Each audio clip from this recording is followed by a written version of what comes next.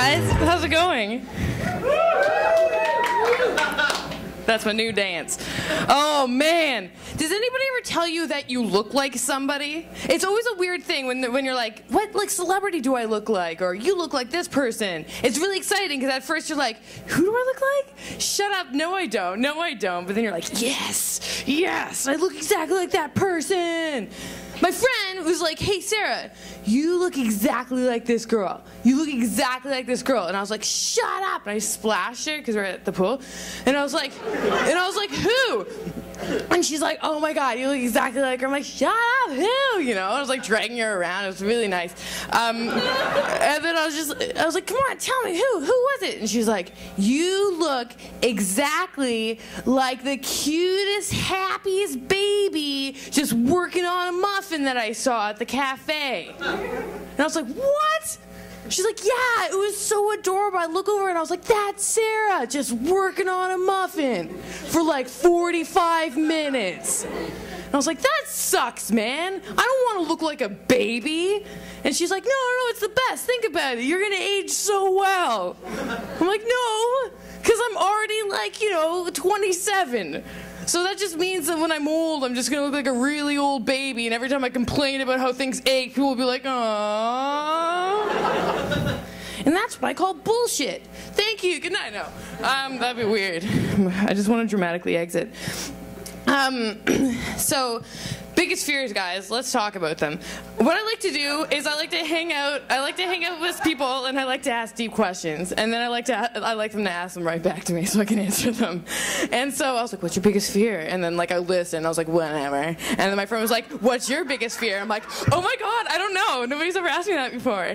And so I did a little soul searching, and I identified my 3 biggest fears. So I'm just gonna get them out here and just get them out. Gonna get loose. Just gonna put them out there for you. First biggest fear, guys, heights. I know, classic, right? No big deal. But I've never found myself on like a rickety bridge going over a canyon, you know what I mean? I'm never like, whoa. That doesn't happen. The only time you can really deal with heights in the city, is if you're like, breakdancing on the sky deck at the CN Tower. And I'm never doing that, clearly. So the only time I really have to deal with my fear of heights is when I'm at the mall. You know what I mean? You know when you're on like the 3rd floor and there's like a banister and then it's like goes like so many levels below? I get the worst feeling. I'm like, oh, and I feel like I'm just gonna fall right over. And it's so scary. I'm like, that would be the worst death. You know what I mean? Because like it's like up by Indigo, and then people will be like, oh my God, she died in front of Aritzia, and they'd like look up and they're like, she was an Indigo. Or it would be worse if I was like, if I fell off by like Mr. Green Jeans and I died in front of like Sears. Because the paramedics would be like, she was at Mr. Green Jeans alone. What is this, the 90s? What's going on? This death is so 90s. That's probably what they would say. Yeah. Then my other worst fear, I'd have to say, is sleep paralysis. That's when you like fall asleep and but your mind is completely like, oh my God, I'm asleep. Why can't I move? And your body's like, no, And that freaks me out so much because you have no control. You know what I mean? So it's like you fall asleep and the only noise you can make, you want to go like, ah! But the only thing that comes out is like, hey. It's just it's the worst, So this is my scenario that sucks so much. There I am at the Sky Dome, okay? Just catching a ball game. But and I'm not gonna call it, the Rogers Center. I'm not gonna do that because I'm sick and tired of how Rogers just gets teabagged on everything in the city, Sky Dome forever, Sky Dome forever. Whoa, we all voted on it. Anyway, so there I am at the Sky Dome, and then I'm like, oh, you know what? Screw it. I'm going to get a hot dog. I don't care. And girls, if we ever want to get a hot dog, we can't because everybody's like, look, I'm sucking that dick. And you're like, I'm not sucking a dick. I'm eating a hot dog. So if you're ever out and you want to get a hot dog, you got to be like, cover me. And your friend has to be like, oh. And you're behind me like, oh. like eating it as fast as you can, and they're like, okay, go, let's move, let's just get out of here, holy shit. Nobody saw me, no, nobody saw you, don't worry. But anyway, so here I am at the Sky Dome in this imaginary scenario, and I'm like, you know what, screw it, I've had a couple beers, I'm just gonna get a hot dog. So then I get it, and I just go to take a big bite, and all of a sudden, boom, sleep paralysis. And I'm just like,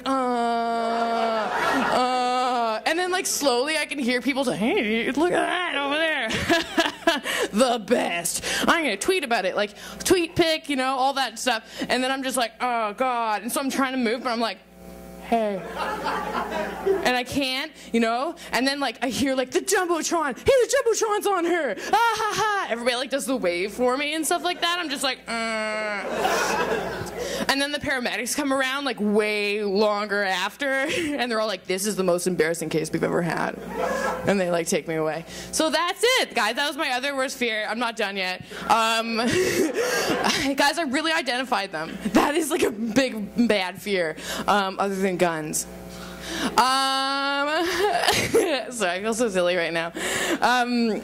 My other worst fear, I spent my entire like childhood and adolescence just avoiding watching sex scenes with my parents in the room, right? Who's with me? You're like, I'm gonna hang out with my parents and watch a movie because I'm not a bad person. And then you're watching it, and all of a sudden you hear like a little bit of saxophone, and you gotta be like, oh, I gotta go to the bathroom, you know? And I've always been really good at it, just a little bit of like, you know, the change in mood, and then like if I'm a little too early coming back and it's still going on, I'm like, oh, I forgot something upstairs, you know? And I have to go back upstairs, and they're like, Sarah, stop avoiding the sex scenes. I'm like, never!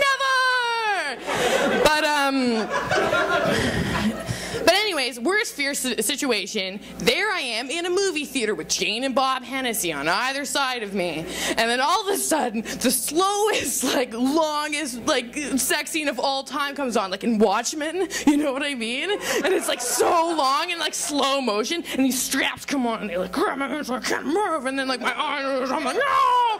And my parents are like, yeah, this is what happens. This is what happens in life. We do it sometimes. And I'm like, stop it! You know what I mean? And then I like barf so hard that it's like all I can do till the end of time. And I like choke on my own barf and die. So like she's kind of all over the place, but I don't think she's a bad person. Maybe that's what you're thinking about me. I don't know. Okay, that was it. Those are my worst fears. I identified them. It's therapeutic. Thank you for letting me say them out loud. Whew, there we go. Think about yours. It'll be fun. Email them to me. sarahhennessy@gmail.com, internet. I'll read them, and I'll be like, yeah, it's a pretty bad fear. You ever just like go like, today's gonna be the day where I'm so productive, and then all of a sudden like The Princess Bride comes on TV?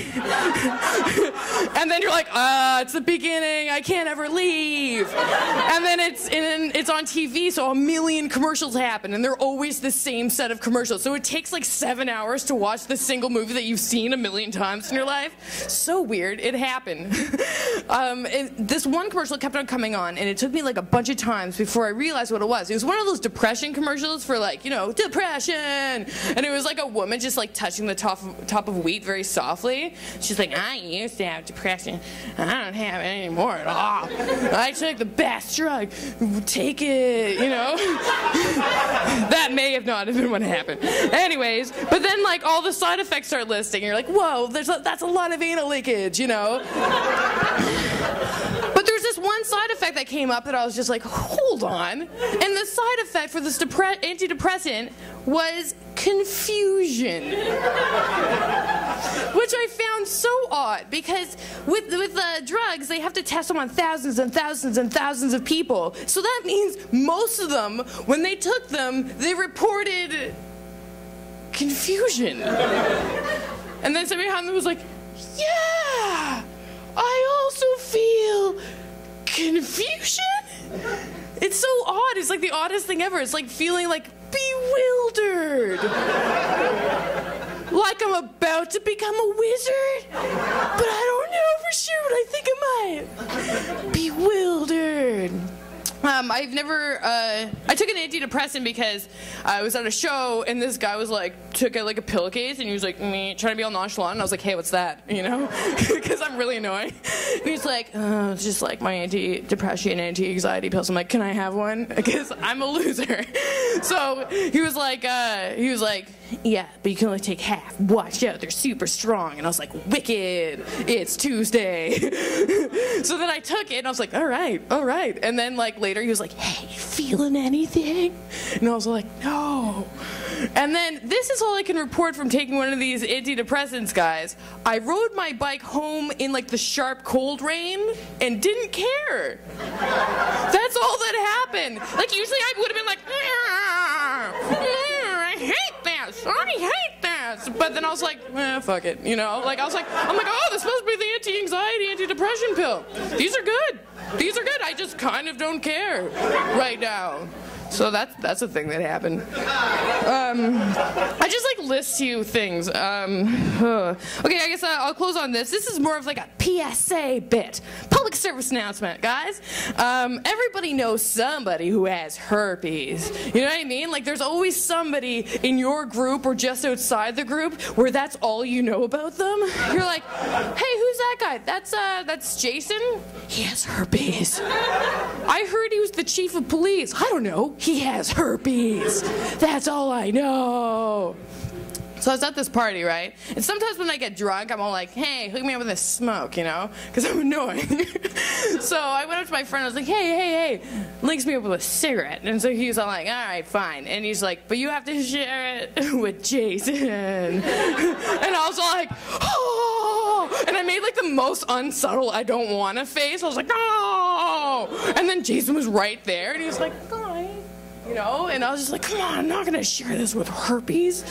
I'm not share, because guys, that's not the way I'm going down. You know what I mean? If I'm in the doctor's office after my annual physical, and they're like, Sarah, you have herpes. I don't want to be like, Jason, at that party, chief of police, you know? I don't want that to be it. I want them to be like, Sarah, you have herpes. And I'll be like, I remember the night. We were on a mountaintop. Oh man, there were 12 roses just for me. You know? We were on a bearskin rug. There was 4 celloists. Fuck that. 5 celloists. Roaring fire. Mixtapes.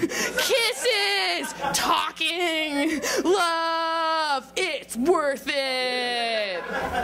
That's my thought on herpes. Okay, thanks, bye. Bye, guys.